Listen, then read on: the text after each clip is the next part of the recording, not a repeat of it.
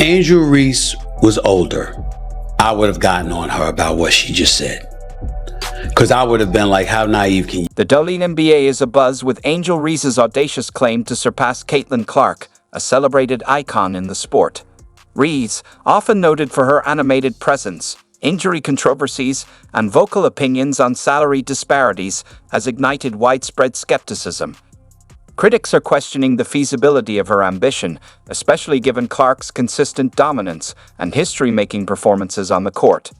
Reese's statement has quickly become a polarizing topic in basketball circles. Reese is a wonderful player, but she does not compare to what and who Caitlin Clark is when she's on the basketball floor. Plain and simple. Angel Reese's claim to surpass Caitlin Clark feels far-fetched.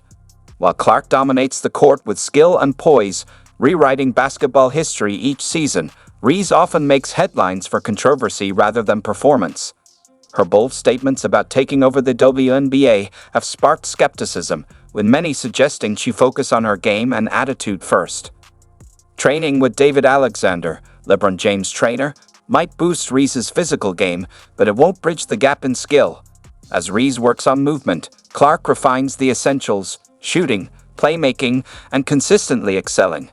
Though Reese shined at LSU, Clark remains the benchmark for excellence in basketball, proving herself time and again while Reese still has much to prove. Well, this is the most we've ever lost in our life.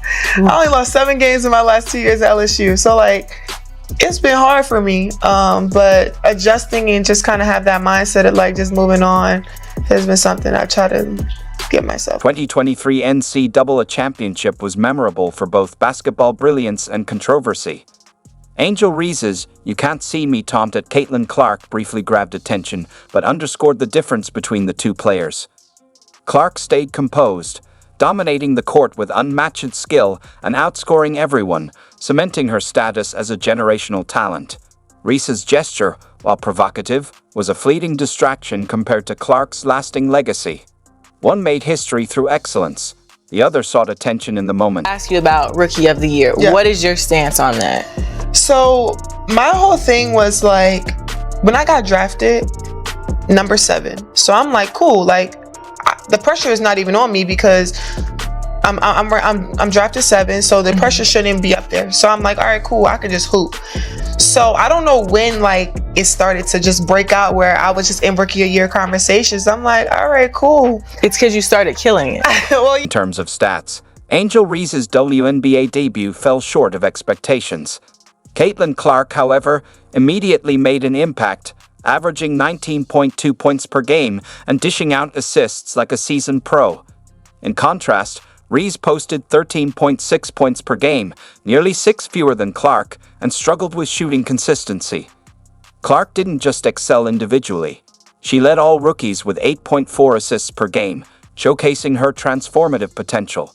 The Rookie of the Year race wasn't even close, with Clark winning decisively, while Reese, as a finalist, seemed to be recognized more for participation. Clark's dominance from day one left Reese playing catch-up, illustrating their starkly different paths and trajectories in the league.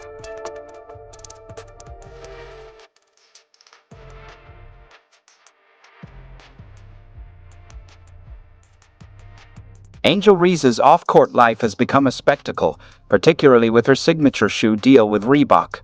While landing such a deal is noteworthy, critics argue it feels premature for someone still working to prove consistent performance at the highest level. Meanwhile, Caitlin Clark continues to redefine the game, setting new standards with each performance. Reese, by contrast, seems more focused on showcasing her lifestyle on Instagram. While her posts may appeal to fans, they won't help her catch up to Clark on the court.